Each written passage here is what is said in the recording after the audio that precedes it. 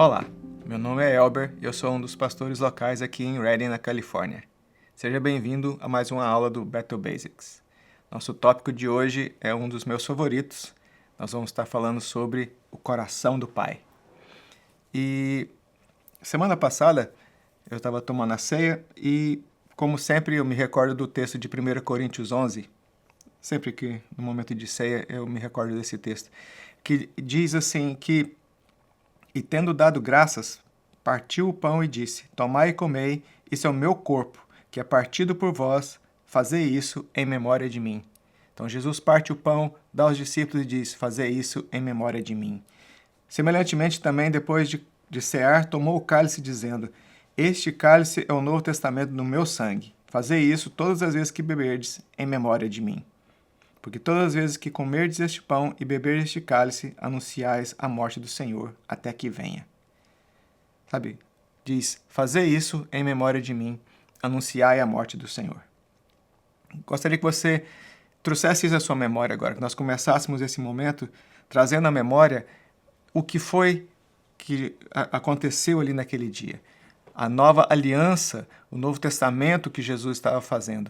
E ele diz: faça isso em memória de mim. Ou seja, recorde-se, traga a sua memória. Então eu gostaria que nós tivéssemos isso em mente agora. E sabe, porque Jesus veio e morreu por amor a mim e amor a você.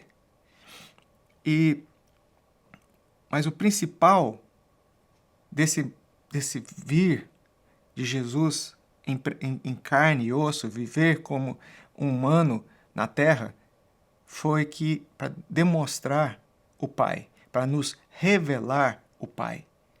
Sabe, aí você pode dizer: não, sim, Jesus veio para morrer no meu lugar e pagar o preço pelo pecado. Sim, o Senhor Jesus veio para morrer na cruz, no nosso lugar, derramar seu sangue para nos lavar do pecado, para reconciliar-nos com Deus. Mas tudo isso era para mostrar o coração do Pai.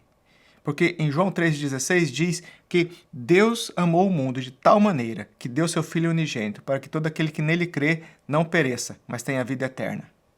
Sabe, Deus, o Pai, deu o Filho para que tenhamos vida. O propósito de Deus é que tenhamos vida. Sabe, Jesus veio revelar o Pai. Ele diz em João 14, quem vê a mim, vê o Pai.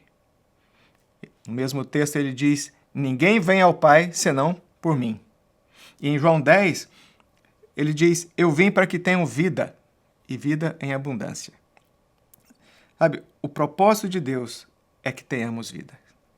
Quando Jesus diz que ele veio dar vida em abundância, sabe, vida é muito mais do que respirar.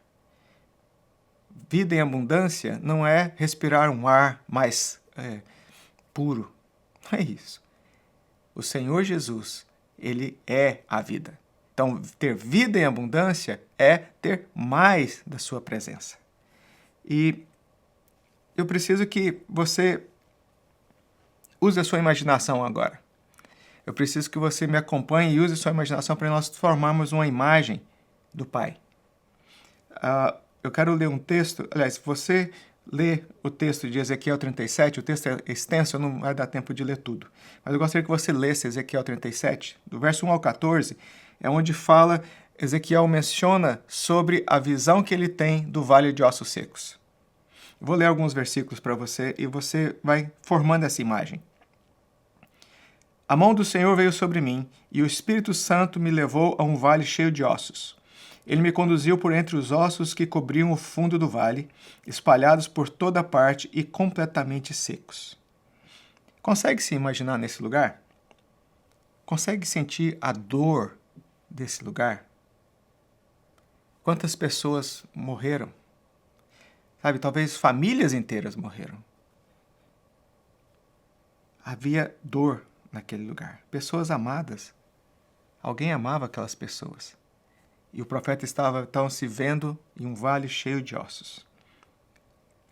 Sabe, quando há morte, não é somente morte física. Há muitas pessoas que estão vivas fisicamente, mas mortas em suas almas. Sabe, imagine-se caminhando por esse lugar. Seguindo o texto, ele diz: Então ele me perguntou, filho do homem, acaso estes ossos podem voltar a viver?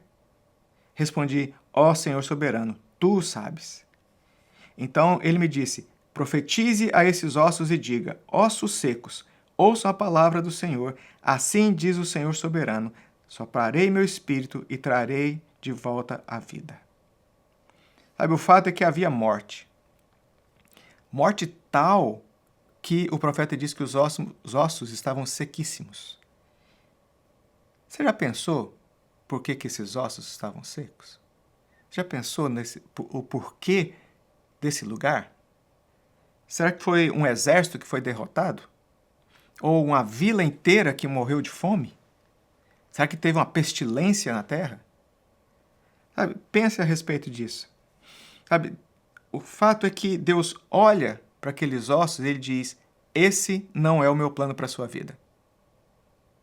Deus olha para o vale de ossos secos, seja por qual razão que aconteceu deles estarem ali, e diz: essa não é a minha vontade para você. Sabe, então, quando Deus pergunta para o profeta: podem esses ossos voltar a viver? Sabe, o profeta não diz: ah, Senhor, o Senhor sabe, né? Por que eles morreram?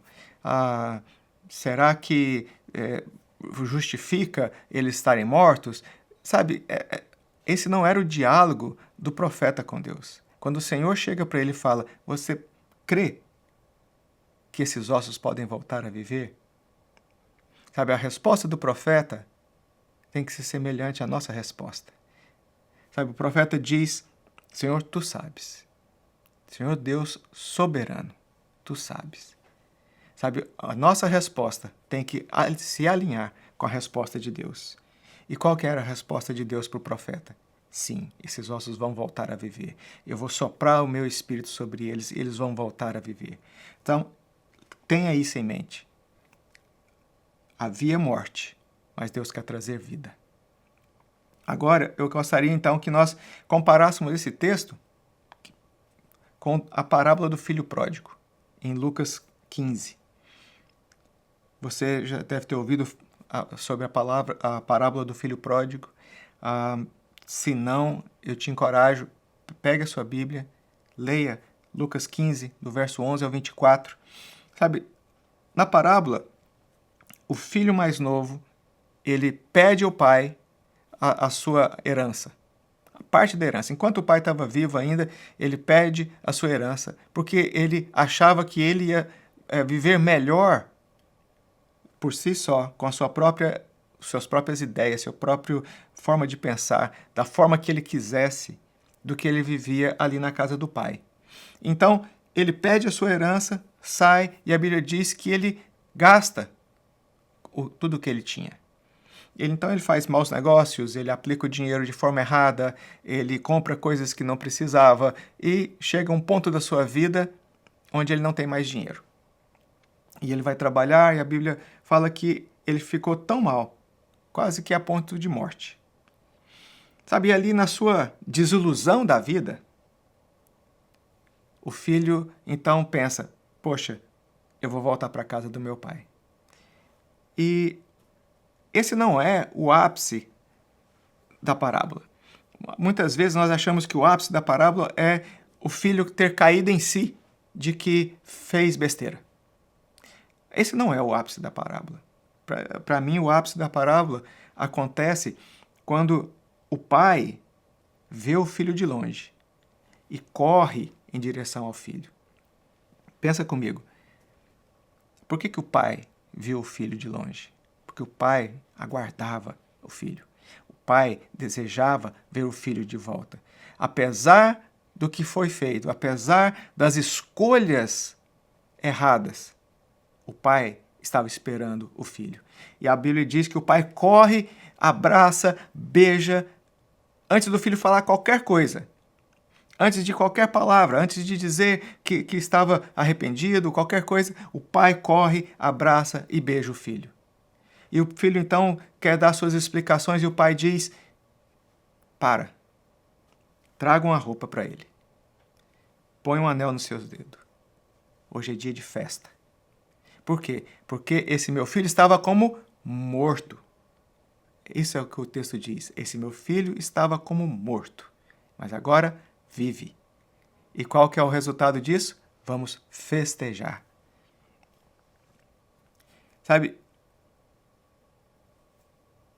quando o pai corre e vai até o filho, o pai estava dizendo para ele o seguinte: meu filho, o que você fez teve consequências.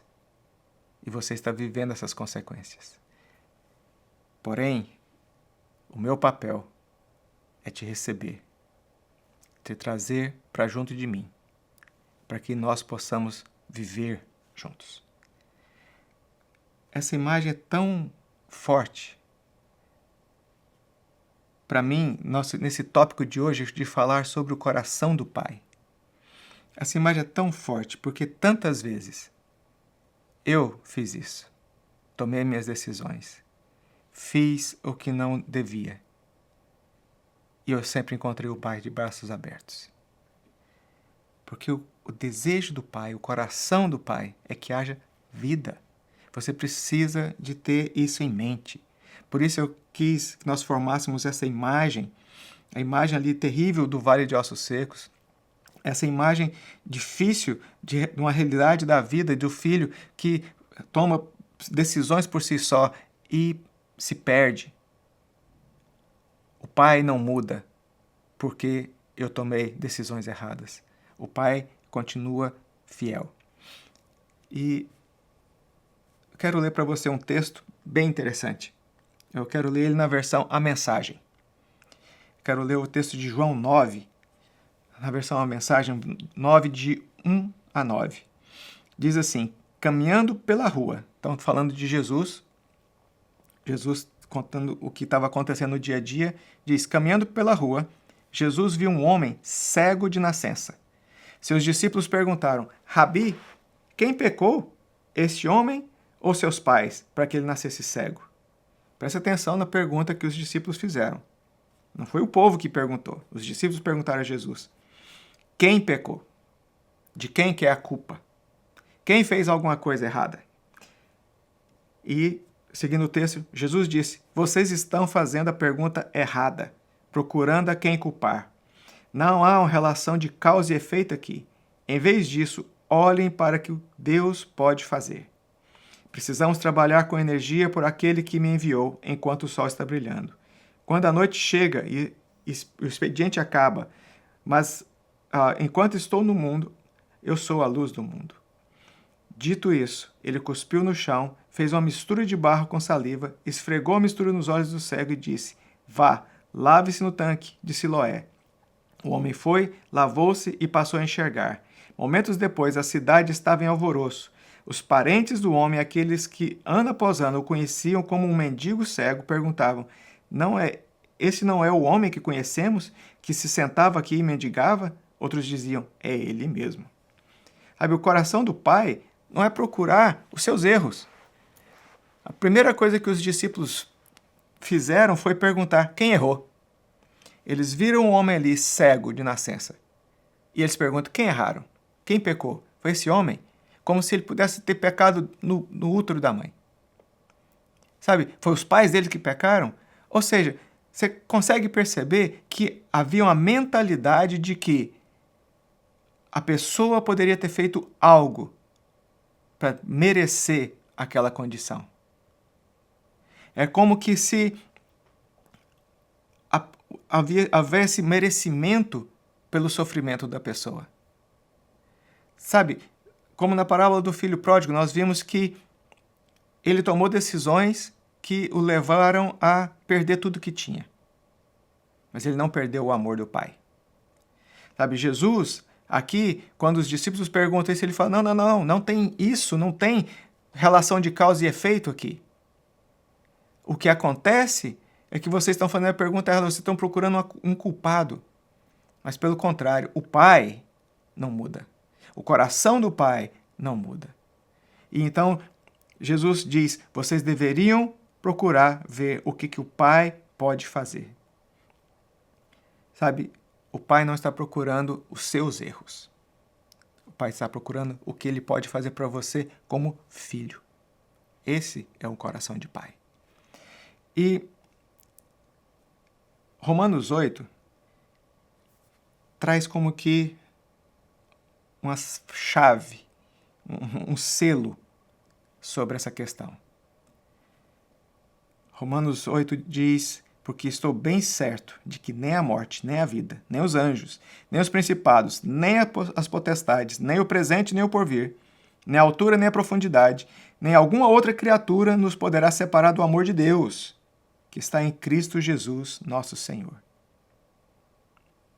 Nada pode te separar do amor de Deus que está em Cristo Jesus.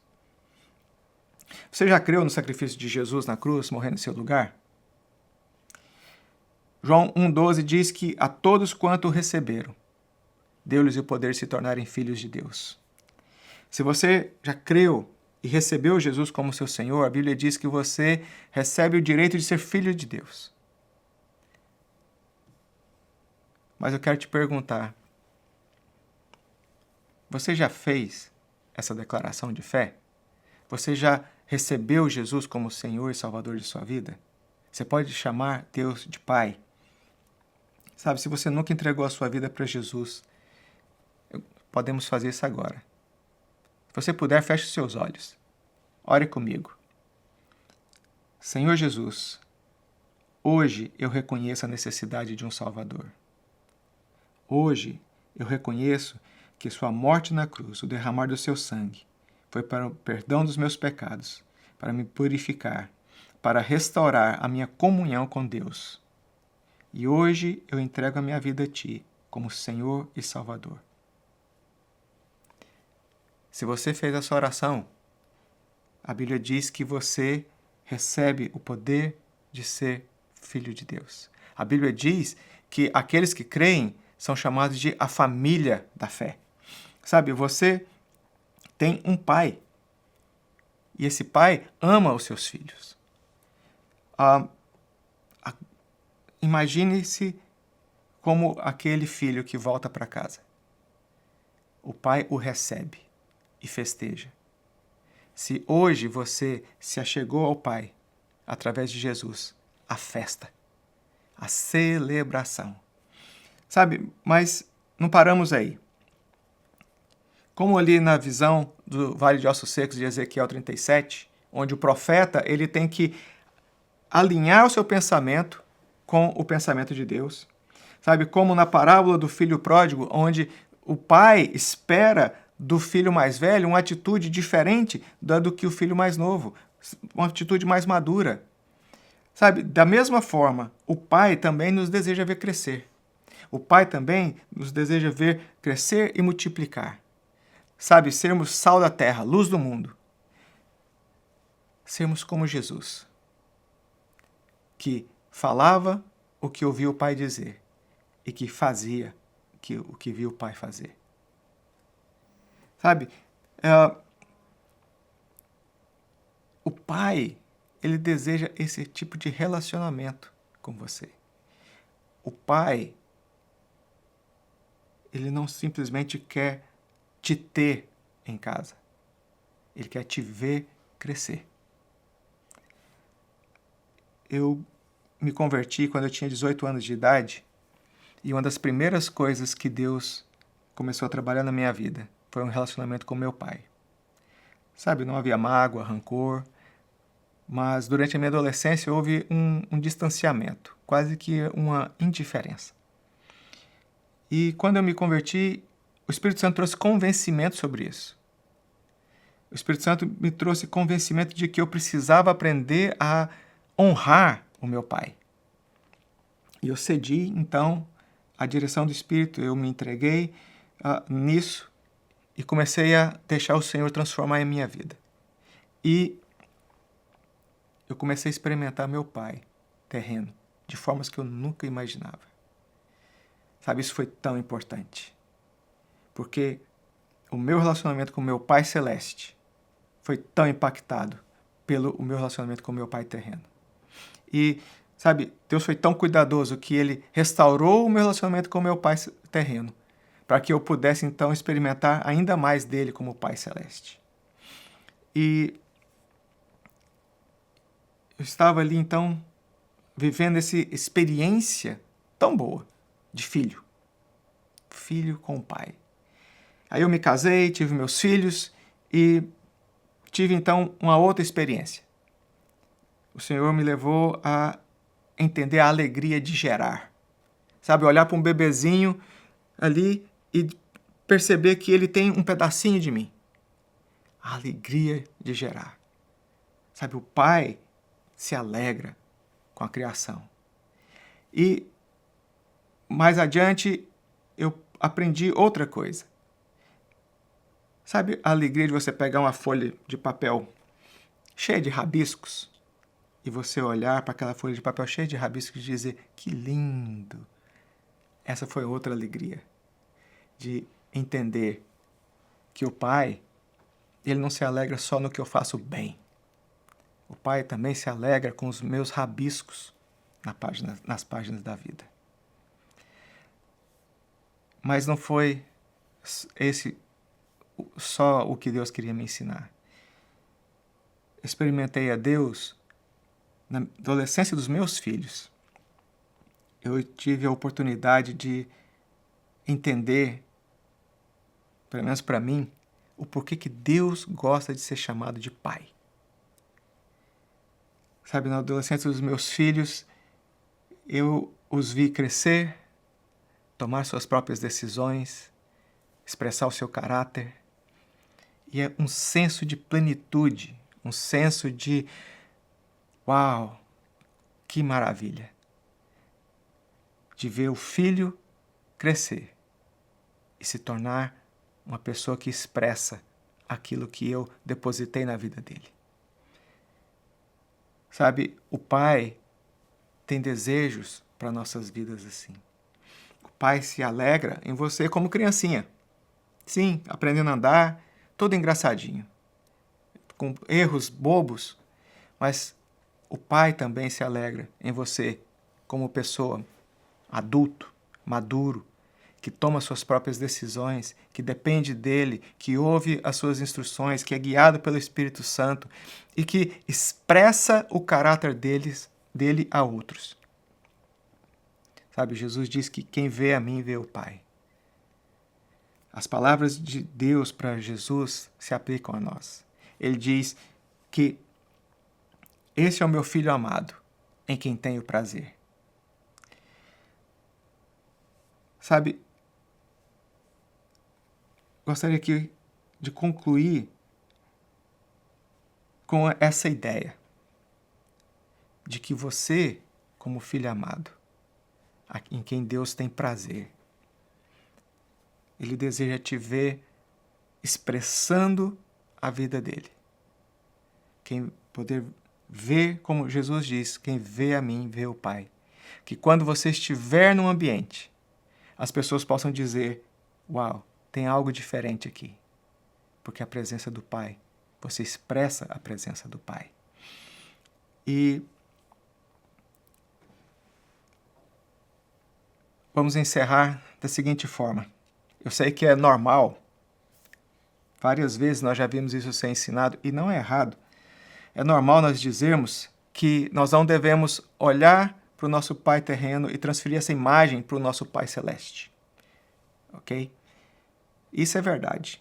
Inclusive, Jesus diz que se nós que somos maus sabemos dar boas dádivas aos nossos filhos, quanto mais o Pai celeste. Então, faz sentido isso, porque o nosso relacionamento com o Pai Celeste é muito maior e melhor do que o nosso relacionamento com o nosso Pai terreno.